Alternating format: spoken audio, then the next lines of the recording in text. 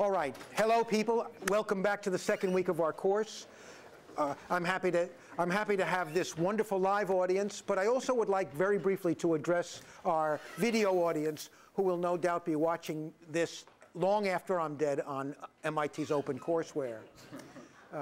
So think of this as a voice from the grave.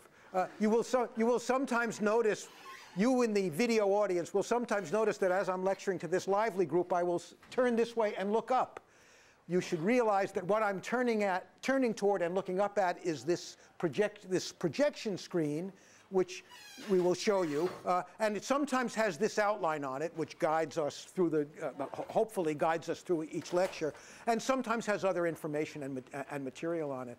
Sometimes it isn't worth shifting over to show the video audience that image, but that's what I'm looking at when I look so strange. I'd like to begin today by taking a step back, by reminding you that the order in which we're watching the movies in this course is a little bit arbitrary, because I wanted to use the feature films as the defining date. And that's the reason that we made Keaton come first, because The General is an earlier film. It was almost a decade earlier than Modern Times. But the truth is, Chaplin entered film before Keaton, and Keaton had certain advantages by the time he entered the movies, in part because of Chaplin's example, although also because of the fairly complicated way in which silent film had already elaborated itself after the first 10 years or so of the 20th century. So I want to take a step back into that early phase, just before Chaplin becomes a filmmaker really in 1911, I think, is when he joins the Keystone Studios. Just to remind you of a story that is told systematically in David Cook's History of Narrative Film, which is part of our required reading in the course.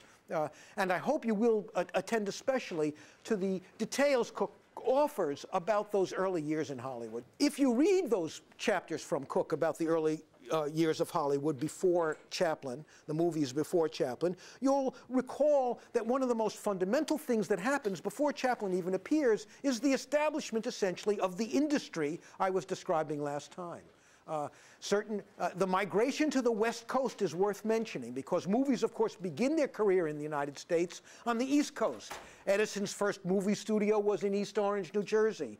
Much of the Biograph Company was originally located on the East Coast. And almost all the original, the earliest films, even the earliest films that were put into production and shown commercially, were made on the East Coast.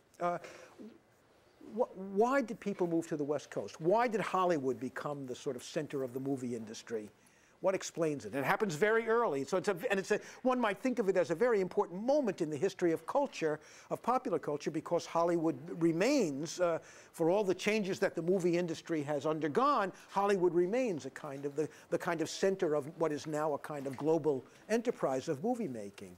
What helps to explain the move to the West Coast? Nothing fancy. In the back, yes. They could film year-round. Why is that important? Especially in the early days.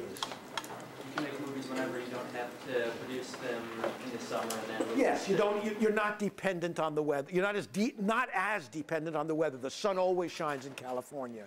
If it's overcast, you can still film. If it's there's no snow. There's virtually no rain. The weather is very conducive to the making of film, and especially in this early phase when film stock was relatively primitive compared to the complexity of film stock we have today. The film stock is so subtle that you can film in the dark. You can film by firelight. Even amateur folks owning camcorders can film virtually in the dark. They can film by electric light inside a room, or tape. They can videotape in that way. In the earliest days of film, you needed a tremendous amount of light to expose the film, and what it meant that you were dependent on the weather. So that was one major reason, but there's another one that's even more important in some ways, even though that would seem a sufficient reason for explaining why the migration to the West Coast occurred. There's another even more powerful one. It has to do with the idea of patent warfare. Yes, what's your suggestion? You don't have to give the right answer. different types of terrain all in close? Oh, that's also true. Yes, the environment of Southern California is particularly conducive to a variety of film projects. There are mountains nearby, there's ocean nearby, there's desert nearby. So, and of course, that's also something that makes it a uniquely valuable environment. Maybe not a unique environment, but a particularly valuable environment for the movie. And that's a good answer, and you're right about that. But there's something else that has to do with conditions in the East and Thomas Edison.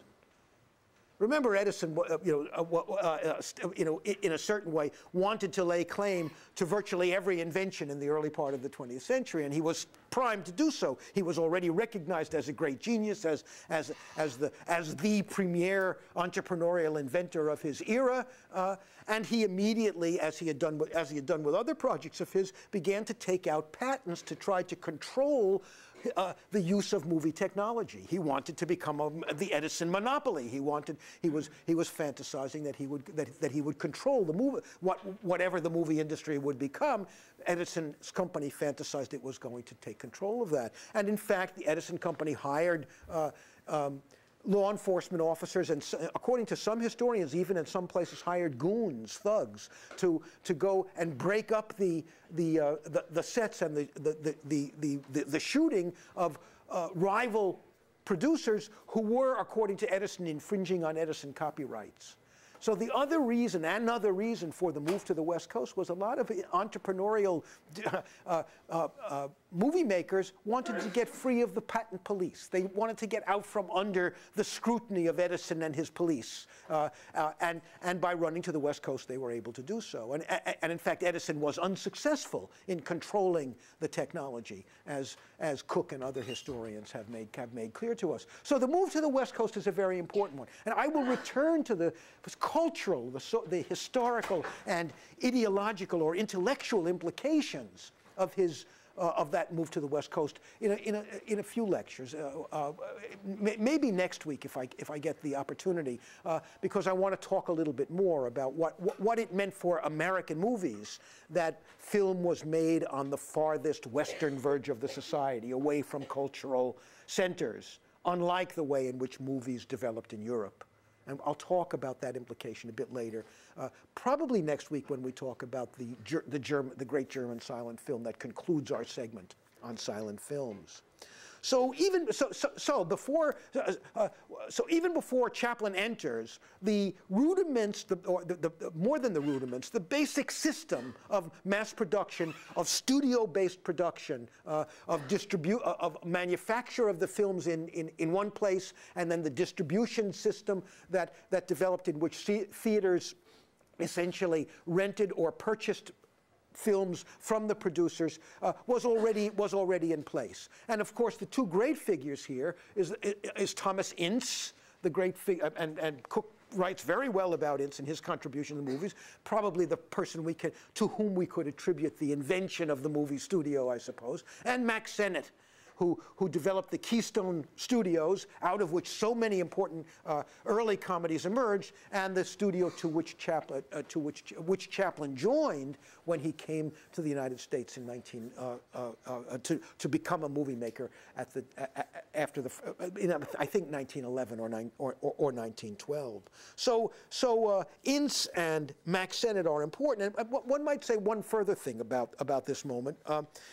As you know, if you've read Cook, Sennett created what came to be called the Keystone Studios, and they were named, Keystone Studios were named, I think, or maybe it was the reverse, I'm not sure, was associated with their prime product in the early days, and they were called the Keystone Cops comedies. We're going to show you a fragment of those in a moment. They were frenzied action, frenzied physical action. So this is the era, this is the moment, the period before, in the first 10 years of the movie industry in the United States, when the basic system is being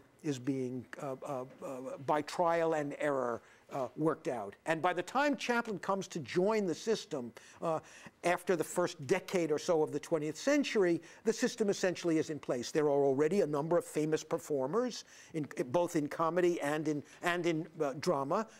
There are emerging certain particular studios who have refined a mass production technique to produce their movies on a regular basis. So an expanding market for the movies is being met by a systematic manufacturing process that INS and Senate begin to work out in systematic and long-lasting ways, in ways that, in a certain sense, continue in residual form, in vestigial form, to dominate the production of movies even today. And when we were talking about the primitiveness and the simplicity of early film, there was one film I had on the stocks we didn't have time to show you last week, and I thought I would show this to you as a way of illustrating again how relatively simple the early films are. See how influential that first sneeze was? The name of this film is The Whole Damn Family. There's Mr. Dam, there's Mrs. Helen Dam.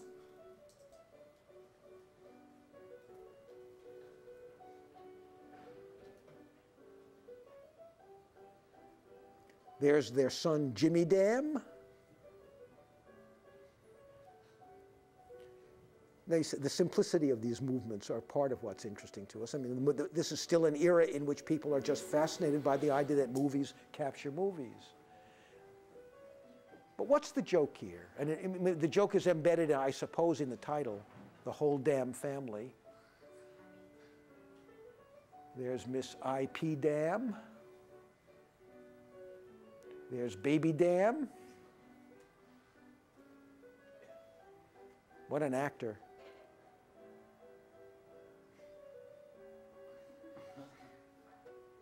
See how it's framed as if it's a painting? How stationary the camera is? There's the damn cook. What's the joke here? Finally, we're going to come to the damn dog. What's going on here? There's a kind, right? There's a kind. It's kind of risque. Remember, we're talking about late Victorian, post-Victorian era. What's the joke here? It's the play on the word damn, right? It doesn't strike you as shocking, but in fact, if you said "damn you" in 1890 or in 1900 in certain quarters, people step back and say, oh my goodness, there's a kind of semi-vulgarity there. In other words, the fact that it's not an accident that this is not the Thorburn family, right? Or the Smith family. It's significant that it's the Dam family. Why? Because they want to make a joke. What's wrong with the joke? Why is it a stupid joke for a movie? Because it's not a visual joke, right? What does it depend on? It depends on language. Right?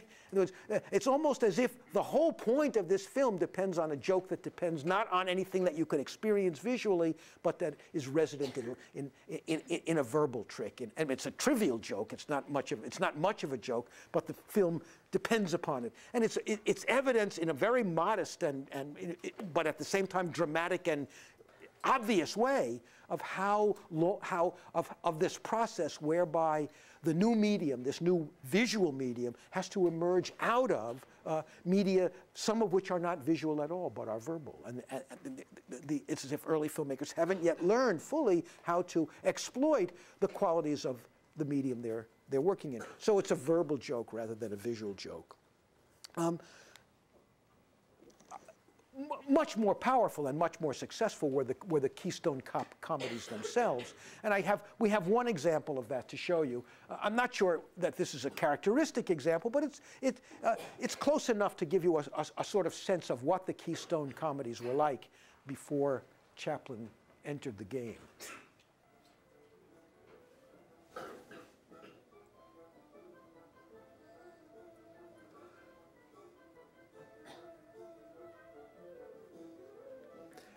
The essential joke of the Keystone Cops comedies, there were, I don't even know how many there were, perhaps hundreds. There were certainly dozens and dozens. They were immensely popular early short films.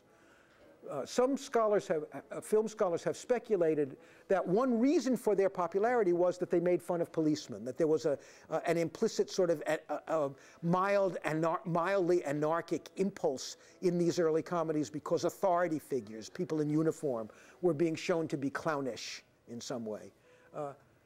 The primary element, of course, is to find ways to exploit the movie's capacity to show motion, right?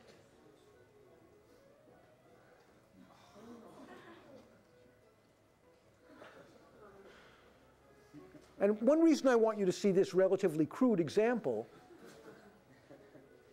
is that there's a certain sense in which a short film you're going, the short film that you saw last week from Keaton, the film Cops, is a sort of reprise of this tradition of movie making. Although you can see how much more how much more coherent and character-oriented Keaton's short film was. But the way in which especially the cops are mocked and shown to be completely clownish figures. Almost all of the Keystone Cops comedies, to my knowledge, involved incompetent policemen who engaged in mad, active chases which often ended badly for the policemen. Sometimes they would end up all flying into a river or an ocean or some other natural disaster.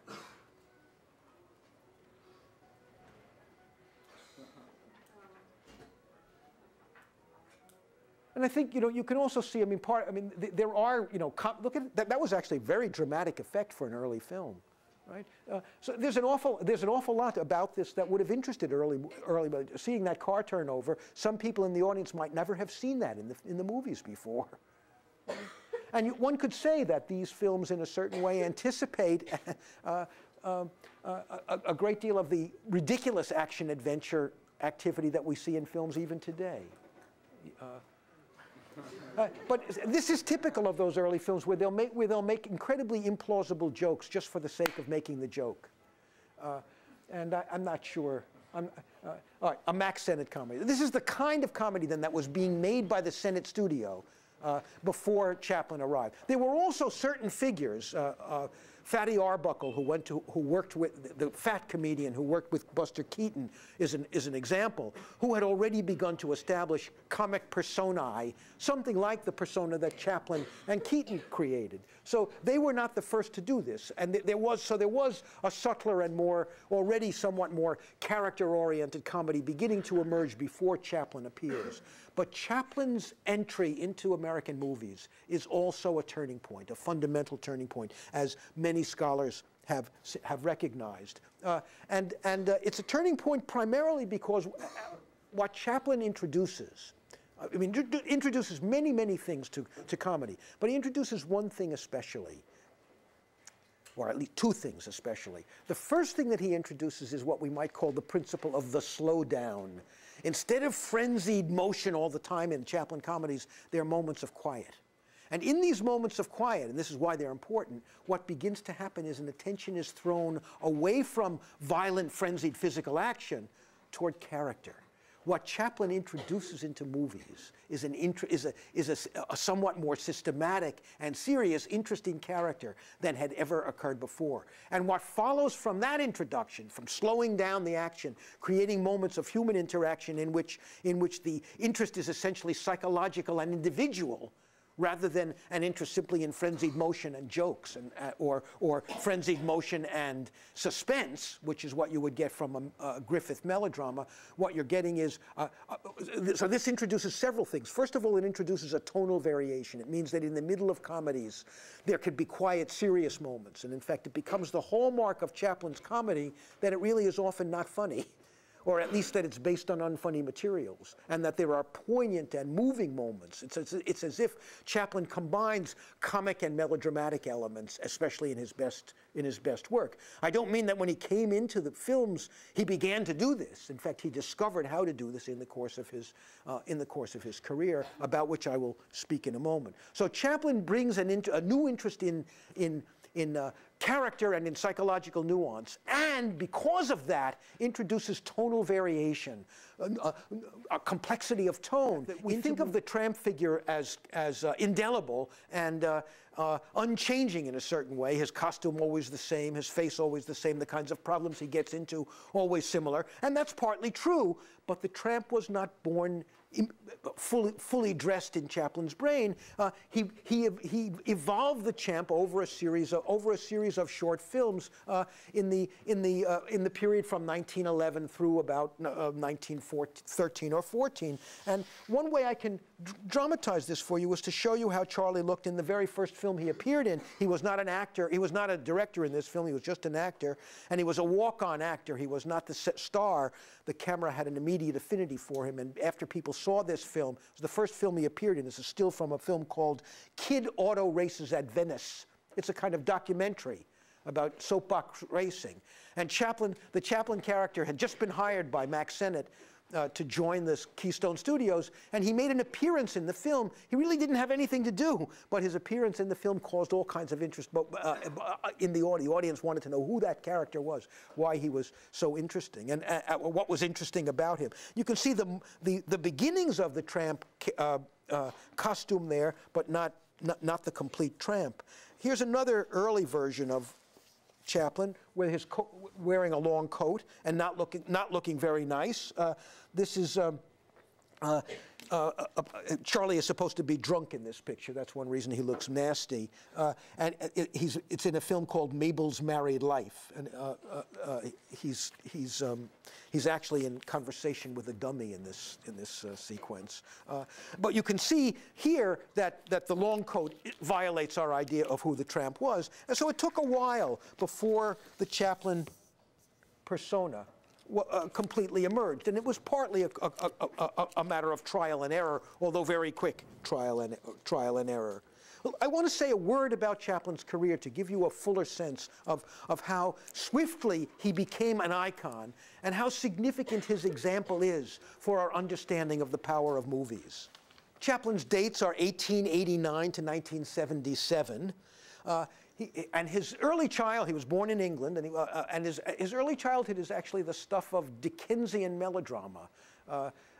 Both terms I choose with some intentionality because there are parallels between Charlie Chaplin's early life and the victimization that Dickens dramatizes so powerfully in many of his famous novels. And there are parallels between Dickens' own childhood and Chaplin's childhood.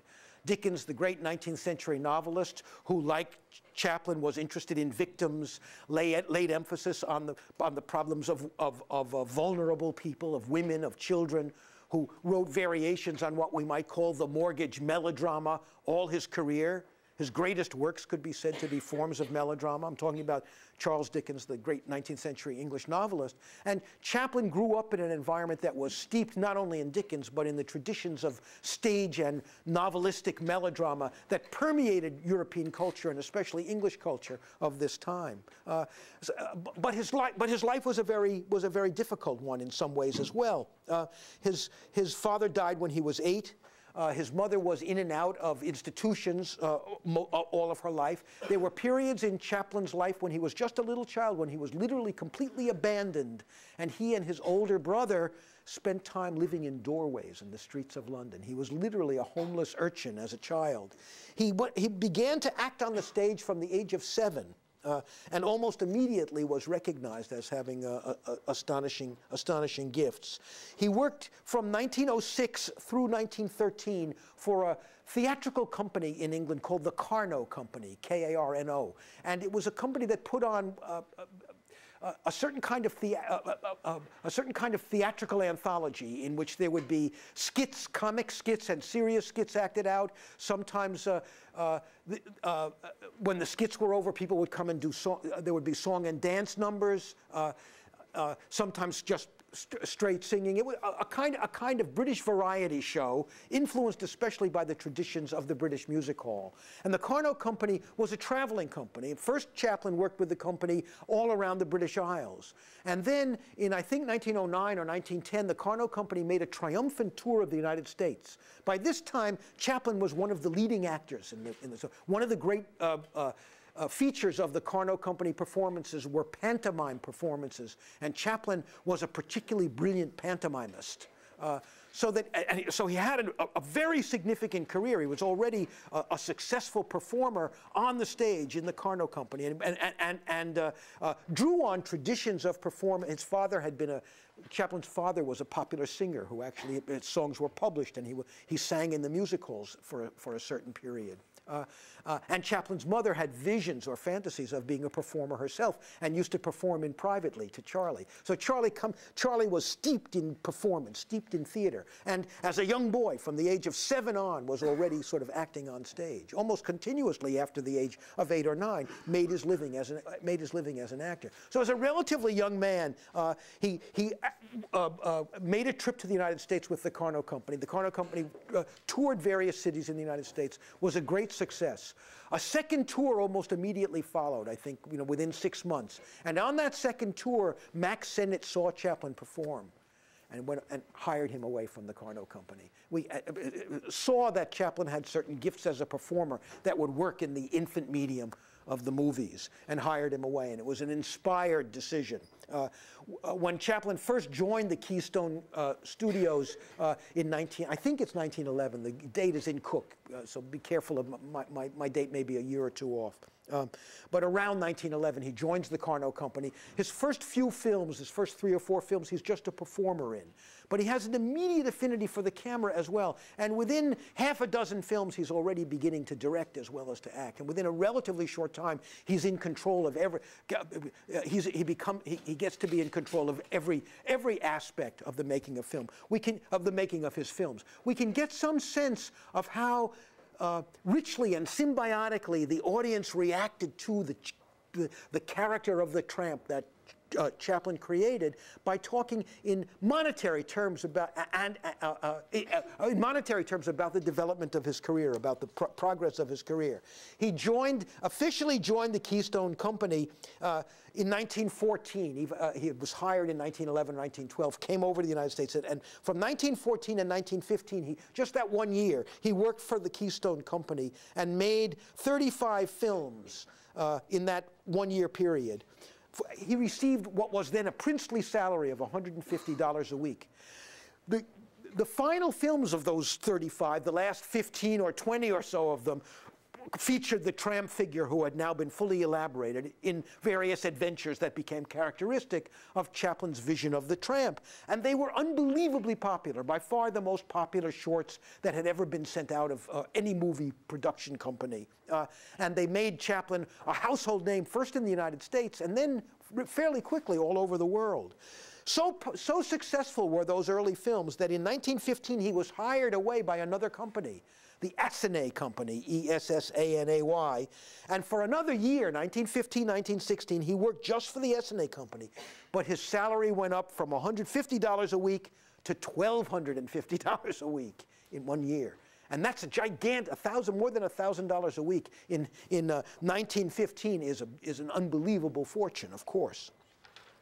He makes only 14 films in that period. So he goes from making 35 films in a year to making only 14 films. And those 14 films are more highly finished. He spends more time with them. We can see in this period, we can see Chaplin learning.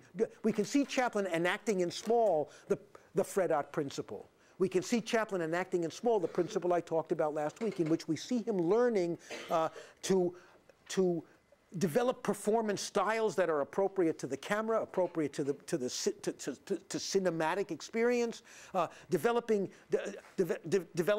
techniques as a director to emphasize certain aspects of the tramp's character, experimenting with tonal variation in his films, experimenting with various kinds of comic devices, some of which he imports from his performances with the Carno Company, and many of which he refines and changes because he's working in the movies. One famous example of this migration from stage to screen is a bit that Chaplin was especially famous for when he worked for the Carno Company. He did a bit for them, a pantomime called The Inebriate Swell. The inebriated, the drunk aristocrat. That's what a swell is, a rich aristocrat, a man about town. The inebriated, the drunken aristocrat, right? And it was one of the most popular pieces that he performed on stage for the Carno Company. He remade a version of it, a very famous film. It's one of the very few short Chaplins where Chaplin doesn't play the tramp, where he's dressed up in a tuxedo and he plays the inebriated swell. And it's a film called 1 A.M. And in the entire film, Chaplin plays a man who is drunk and who keeps encountering objects that he misunderstands, right? So, as an example, he comes across a clothes tree in his house, and instead of hanging his clothes on it, he embraces it as if it's his wife, right? That sort of thing. And one of the things, almost the entire length of 1 a.m. has only one performer in it, Chaplin himself. And he kind of recreates and modifies what he had done on stage in that performance. It is in many ways a very brilliant performance and shows how imaginatively the Chaplin character can interact with objects, a theme to which I'll return tonight when I talk more systematically about modern times and about certain of Chaplin's favorite strategies for establishing character. So he works for the S&A company, makes 14 films, including, in 1915, a film called The Tramp, fragments of which I'm going to show you in a few minutes. Then he's so successful again, and the 14 films he makes starring the Tramp become international, I don't know what to call them, international phenomena, bestsellers. And the Tramp becomes the most sought after and the most memorable character in the movies. So he's hired away again by the Mutual Company 1 year later, and from 1916 to 1917, he works for the Mutual Company, in which he makes, this time, $1 million for that year, and he makes only 8 films in that year. So he goes from $150 a week to $1,250 a week to $1 million a year, right? Within 3 years, right? And each move gives him greater creative freedom, gives him more autonomy. He begins to sort of really refine his art, and we can see the process happening in these shorts.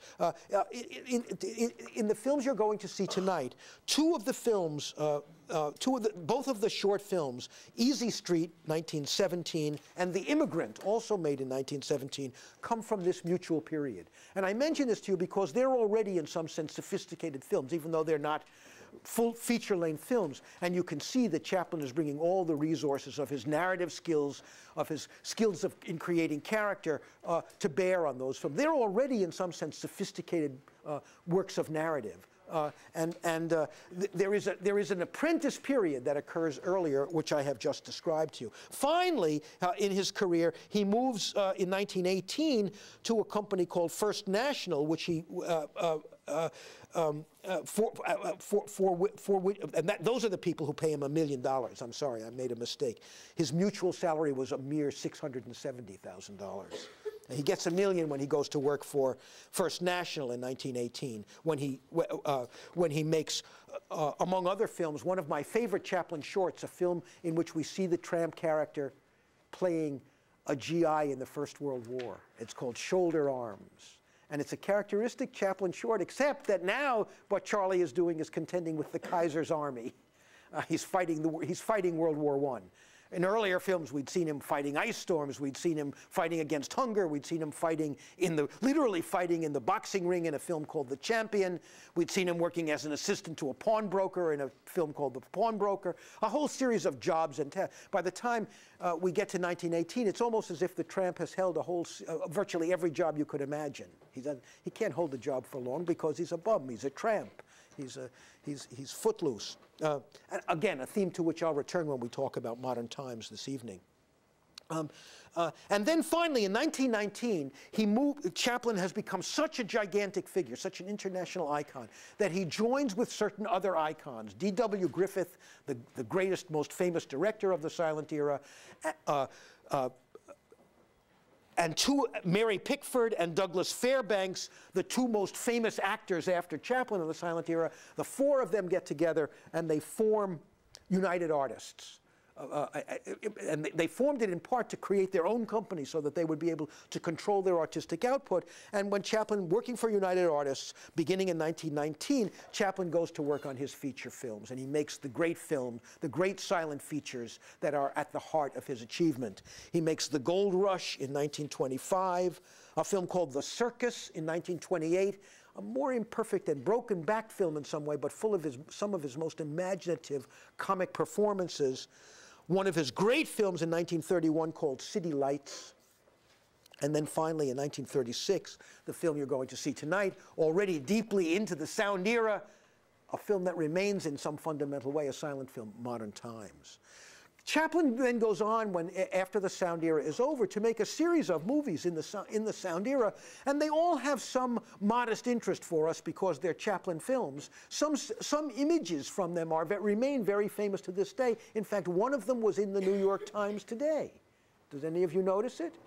There was an article about a scholar of globes who had found evidence for the idea that a particular globe in a German museum, which was said to have been Hitler's globe, was not Hitler's globe. Okay, it's the guy. But in the middle of the story, anytime a person of a certain age hears the word globe and Hitler, they think of Charlie's film, The Great Dictator. You're smiling. Why? You know the image that they? Have you seen The Great Dictator? What is the image they're talking about? Yes, there's a moment in the film. It's a moment of great. It's not really a very good film. I mean, and Chaplin's sound films are mostly of historical interest, despite what some Chaplin buffs would say. His great work is he's a silent artist, and the sound film caused problems for him that he couldn't fully adjust to. But every one of his sound films has interest and has brilliant moments. And the one you are remembering is one of the most remarkable and astonishing symbolic moments in Chaplin's work. It's an incredibly ambitious film. It tells us how ambitious a figure Chaplin was, because he makes a satire of Hitler and Mussolini in an era when Hitler and Mussolini are not yet recognized for the egregious, monstrous, evil figures that we know them to have been. They were taken seriously. They had been voted into office.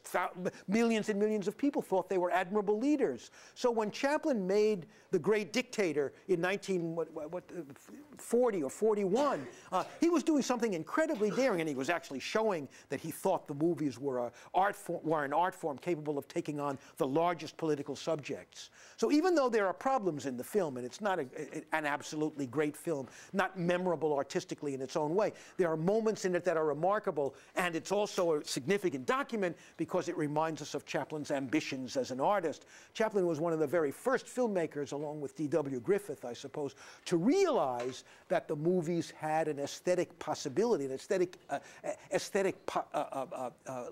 latent aesthetic energies and powers that needed to be, that if they were tapped would make the movies the equivalent of traditional art forms like theater and the novel. And of course, he was right about that, and he even made some films that achieved that level of seriousness and resonance. The moment that you're remembering, what happens in it?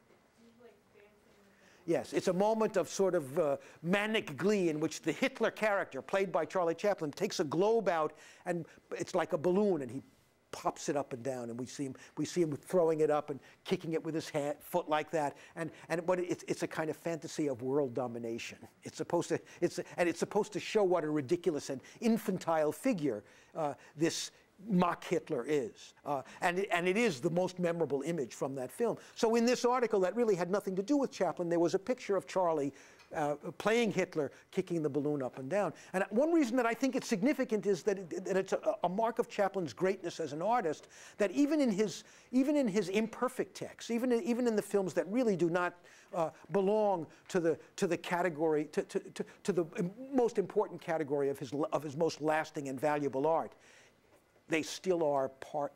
The images from those works are still part of our common cultural inheritance. He's a very great artist, the first great artist of the movies, and a figure whose imaginative creations remain vital and alive today in a way that very few artists from that era remain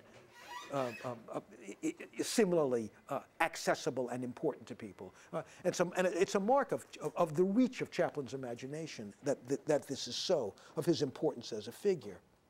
Well, there's much more one could say about the development of his career, but I want to cut this short because I want to show you the moment. I mean, I don't mean that there's only a single moment, but I want to show you fragments from the film in which we can see Chaplin really discovering certain aspects of what he wants to do, and also where we can see Chaplin screwing up. We can see Chaplin at a stage before he becomes the self-confident, totally autonomous artist he becomes relatively soon. Can we put up fragments from the Tramp?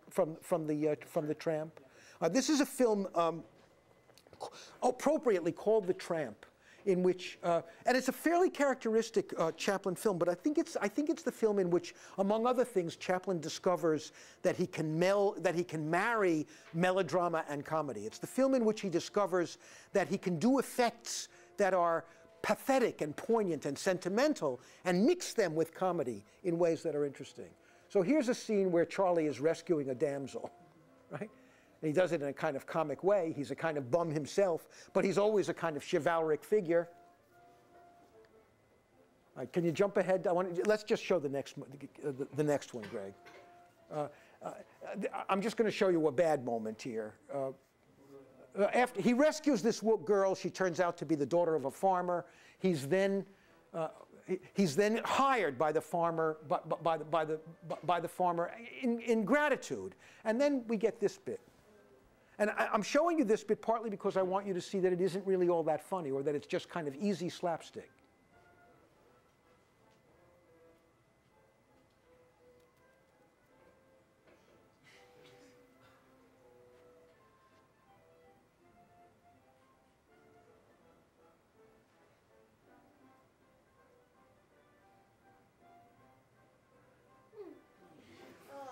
I don't mean that it's without interest. It obviously has some interest.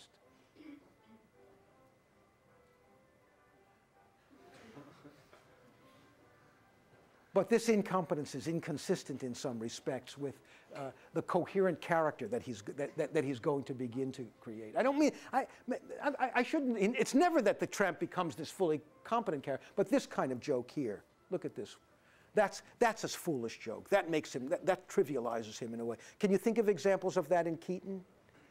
You remember in Cops where, for example, when he's riding along in his cart and he devises that mechanism that ends up punching the cop?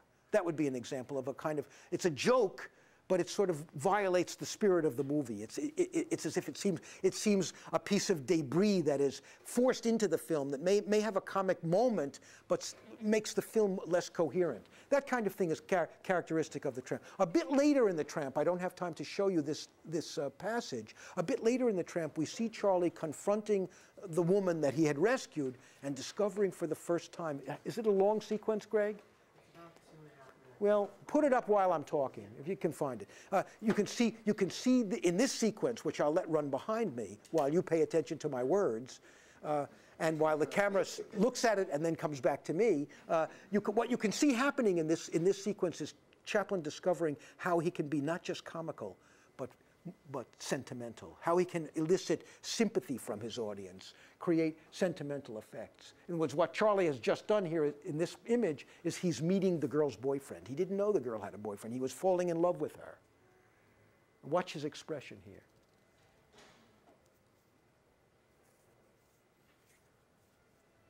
See, he's very upset by what he's learned. And in other words, this is not a funny moment. And this is the moment, I think, in Chaplin's career where he realizes the films he's going to make should not be thought of as simply comedies at all, but as something more complicated than that, as comedies with heart, as comedies devoted to character, as comedies that are interested in human interactions. And that discovery tremendously enlarged movie comedy, tremendously enlarged the movies more generally, right? And then we can see Charlie saying, Charlie says goodbye, and he writes this little sad message, and he leaves her. So it's the moment when pathos, sentiment, enters Chaplin's work. And in the films you'll see tonight, you'll understand why, after he made this discovery, he began to meld these two elements more and more fully together. So this is a way of reinforcing what I called last week the multiplicity principle. What we can see is that in those jokes with the pitchfork, there was no multiplicity. They were just funny because Charlie didn't know how to use the pitchfork, right? But later moments in this film and in many later films, we see Chaplin beginning to create effects which have more than one consequence, more than one significance for the audience. One of the most remarkable things about the chase scenes that Charlie Chaplin develops and begins to perform in his films, and you'll see wonderful examples of them tonight, is that the chase scenes themselves are tremendously moving. They're tremendously comical. They're full of comic bits that are just as imaginative as any comic sequence one could ask for, but they do something else in addition to amuse us. They declare for Charlie's character. When Charlie runs away from someone, what we can see him doing is using his intelligence, using his improvisatory capacity to figure out how to get away, so that even when he's running, he is also expressing his nature. And when the audience sees the imaginative or clever or daring way in which he makes his escape in a particular chase sequence, they're not just being amused by a joke, they are also understanding his character in a deep way. He's defining his character even as he's also amusing us. So we can feel the multiplicity of that, the density, the texture of that. Always a mark of superior entertainment. Always a mark, I would say, of art itself. Well, one way to clarify some of this, and especially to clarify Chaplin's remarkable popularity, is to talk about the tramp as a myth. As a mythic figure. And if you think about his costume, you'll understand partly what I mean. He wears a coat and vest that are too tight, right? And pants and shoes that are too big. So the principle of mismatch or of ambiguity is built into his costume, right? And then he carries this cane and this hat. Now he shows a kind of elegance, but it's a kind of shabby, down-market elegance. But the question is Charlie downwardly mobile? Is he an aristocrat who's fallen on hard times? Or is he a poor person who has put on airs and aspires to the world of tuxedos and fancy clothes? This question is never answered. And that ambiguity in his character may be part of why the audience is able to identify with him. There's an uncertainty about where he belongs, about a kind of mismatch or an ambiguity inherent in his costume. His body itself is a source of his myth as well, of his mythological status. It's small, dexterous, energetic, incredibly graceful. He's one of the great acrobats and physical dancers, physical performers that you'll ever see. And in the films you'll see tonight, you'll see many examples of this, including examples of Chaplin on skates, of Chaplin doing the equivalent of dances, and of Chaplin of his dexterousness in situations involving running or escape as just as powerfully as anyone. We'll see dramatizations of this just as powerful as anyone could ever imagine, ever hope for. And then his face. So his costume, his body, and then his face are part of the myth as well. He's an unbelievably expressive face. His face is a theater in itself. And it was Chaplin, more than any other early director, who explored the implications of the close-up. And I'll show you some examples tonight of the power of the way in which Chaplin manages to use the close-up for in silent film for incredibly to do so and to be at the same time what we might call deeply, incredibly eloquent, a silence that is eloquent because of the qualities in his face. And the moral qualities of the tramp are also appropriately ambiguous. He has chivalric qualities. He wants to defend children and vulnerable women. He's always a kind of defender of the weak. But at the same time, he's an opportunist and also a survivor. And these qualities don't fit perfectly together. And we see both elements in the tramp character again and again. Again, tonight, in The Immigrant especially, you'll see both sides of the Chaplin character, both his opportunistic side and also his chivalric side. So these qualities created a kind of mythic aura, a mythic authority for Chaplin. And there's one other thing that contributed to the myth. It was that there's a historical reality to the hobo figure. Long before Charlie Chaplin began to perform as a kind of tramp figure in the movies, there were real tramps in the society, and the existence of a genuine population of homeless people who they often rode the rails, and they were present actors in most small, large and small cities in the country. The fact was there was a population of homeless people and that the tramp figure alluded to and reminded the audience of. And that also gave him, helped to strengthen his mythic power, because it was as if the audience was recognizing that there were, that in some sense Charlie was a kind of embodiment or a symbol of this social actuality.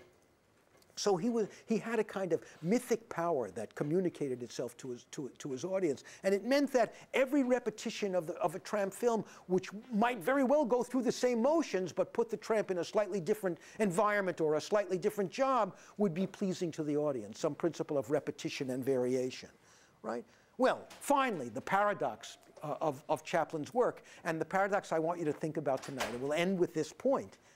Is that Chaplin's world is full of comedy. It's a comedian's world, although it's more than just comic, as I've suggested. But the irony of Chaplin's world is that the comedy is so fundamentally based on things that are so deeply unfunny. Chaplin's the most deeply social and in some ways even political of directors, and I'll discuss this aspect of his work tonight when we talk about Modern Times and some of his other films. But the crucial point here is that Chaplin's world is a world of elemental themes. Virtually every single Chaplin movie is about hunger, aggression, victimization, confinement. I mean, the subject matter of Chaplin's comedy is the furthest from comedy. And part of his genius, part of what makes him such a remarkable and important artist, is that this immensely unpromising material, this disturbing and in many ways frightening material, dramatized sometimes with full frightening effect. Chaplin often, because of his diminutiveness, puts himself up against large figures, giant figures, to emphasize his vulnerability and smallness. Again and again, the substance of Chaplin's comedy is the substance of victimization, aggression, misery, inequality, inequity.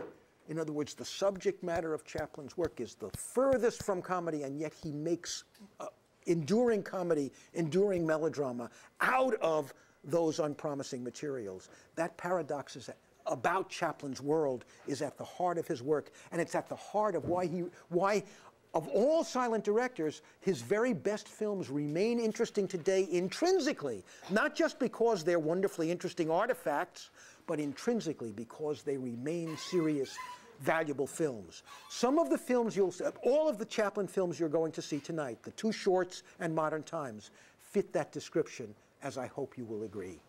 See you this evening.